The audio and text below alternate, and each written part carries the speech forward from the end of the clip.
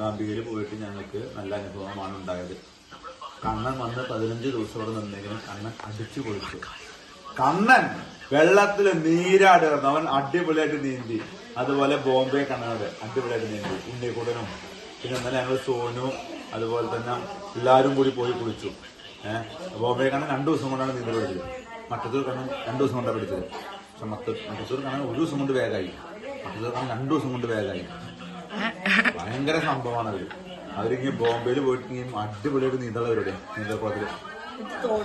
അതുപോലെ കണ്ണൻ തോട്ടില് കണ്ണന് പ്രാക്ടീസ് ചെയ്യാൻ കാരണം എന്താ, കണ്ണൻ തോട്ടില് നന്നായിട്ട് ഇങ്ങനെ ഇങ്ങനെ ഇങ്ങനെ മുട്ട് ഇങ്ങനെ കൈ ഇങ്ങനെ ആക്കിയിട്ട് ഇങ്ങനെ ഇതാക്കും. ആ വരുന്ന കലക്ക വെള്ളത്തിലൊക്കെ പഠിച്ച കാരണമാണ് അവര് വേഗമായത്.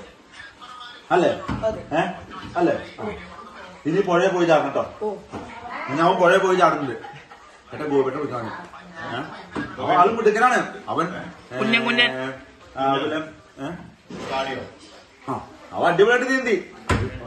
പിന്നെ അവൻ കലക്കവെള്ളത്തിൽ നീന്താൻ മിടുക്കനാണ്. കലക്കവെള്ളത്തിൽ നീന്താൻ മിടുക്കനാണ്. പിന്നെ അവൻ നന്നായിട്ട് യശോദനെ കുറിച്ചിട്ടൊക്കെ ചാടുന്നത്.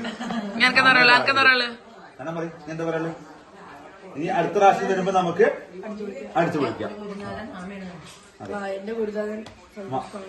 മാമയ്ക്ക് ദക്ഷിണം തന്നിട്ടില്ല കേട്ടോ. അതാണ് പ്രശ്നം. മാമയ്ക്ക് ദക്ഷിണം തന്നില്ല. പിന്നെ കണ്ണ അടിപൊളിയായിട്ട് നീന്തി. കണ്ണൻ സൂപ്പറായി നീന്തി. കണ്ണൻ ബോംബെ കണ്ണൻ അടിപൊളിയായിട്ട് നീന്തി. അവന് പഠിക്കണം എന്നുള്ള ആഗ്രഹം കൊണ്ട് അവൻ വേഗം പഠിച്ചതാക്കി. അവൻ 2 ദിവസം കൊണ്ട് നീന്തി പഠിച്ചു. നന്നായി നീന്തി. ചാടാൻ പഠിച്ചു. ഇനി ചാടാൻ ഒന്നുകൂടി ആവാണ്ട് നമുക്കൊന്നുകൂടി പോയി കുളിക്കാം. ഓക്കെ.